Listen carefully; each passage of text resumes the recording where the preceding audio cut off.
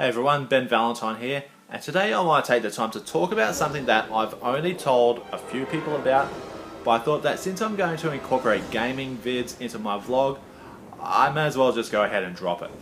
And that is why I decided to quit playing World of Warcraft. Let's start with the positives first. As a fantasy story, I dare say that the Warcraft storyline is easily of the same caliber as Tolkien's Lord of the Rings or C.S. Lewis's Chronicles of Narnia in terms of the writer's ability to build a fantasy world and create a working backstory of its history, the cultures of individual races, the role of magic, as well as the journeys that the individual characters take as heroes and villains. And it's on that last point that Blizzard Entertainment, in my humble opinion, go way beyond Tolkien and Lewis. When you read Lord of the Rings, it's very black and white in terms of who are the heroes versus who are the villains. Put simply, the humanoid races such as humans, elves, and dwarves are the good guys.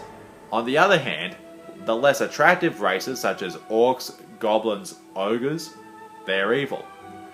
On the big screen it looks very obvious, but honestly it's very shallow when you really think about it.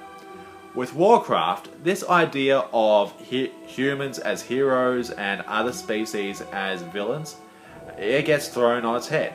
You have guys like Prince Arthas, who, when we first meet him, he's a stereotypical knight in shining armor, but as the story progresses, he just becomes more and more evil. On the other hand, you have Thrall, an orc chieftain who undergoes a spiritual journey that gives him a unique mystical insight into the world around him. Either way, when you start playing, you quickly learn that regardless of which race you choose to play as, not all of your kind will be as nice as you are. So I started playing World of Warcraft in early 2008, and at that time I was already a die-hard Blizzard fan. I played the original StarCraft during my high school years, and I absolutely loved Warcraft 3 Frozen Throne. So when I signed up, I was pumped.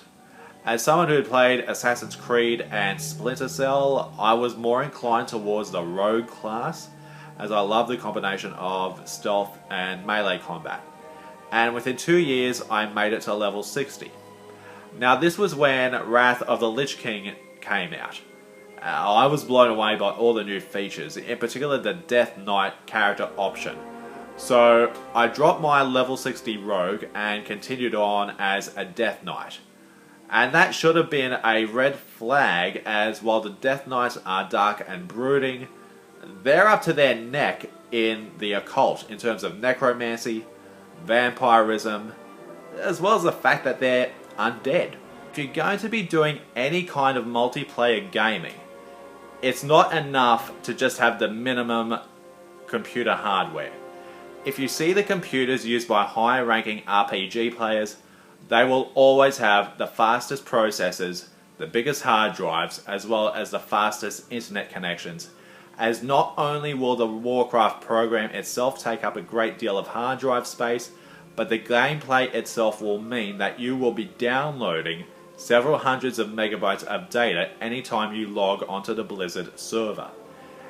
And in that period between 2008 and 2011, I was only using a 2007 Apple MacBook, which at the time was excellent unit for single player gaming, but obviously as time moved on, it took longer to log in, and even then it was very slow.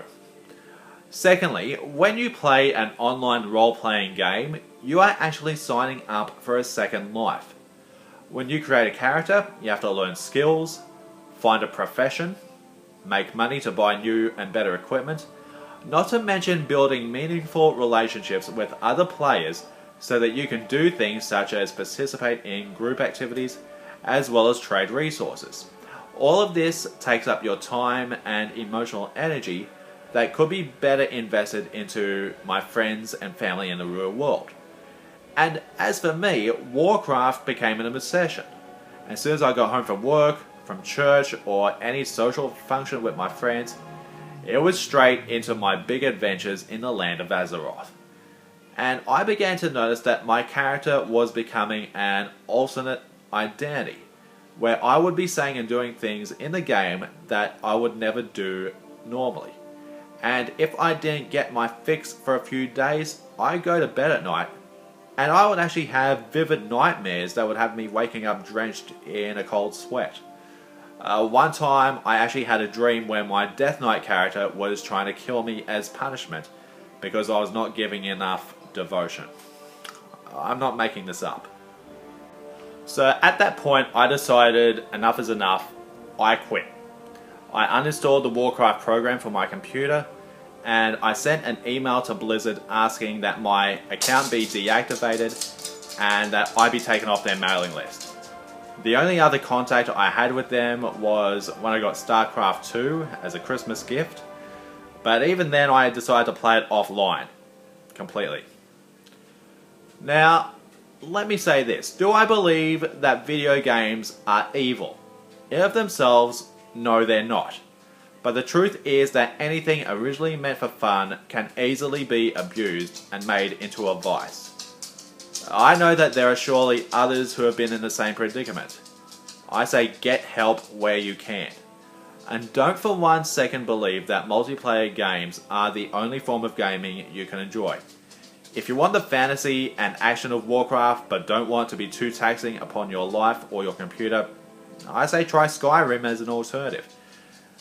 But if you're going to play a game, play one that you can actually finish. One that has a start and end. Now the reason why I've decided to incorporate gaming into my vlogging is because I honestly think games represent the next paradigm shift in storytelling. We've got books, films, TV shows in the 21st century, and we're not just telling stories, we're playing them. Hence I intend to use gaming as a backdrop of sorts to explain some of the things that I'll be talking about in the near future in a way I believe will be relevant. That being said, almost all of my gaming vlogs will consist of single player story mode campaign. And until I get enough cash to buy a better computer than my Acer laptop, it looks like you're not going to see any games released after 2016 on my channel just yet.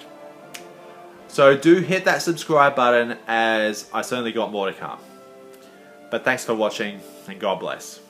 Bye for now.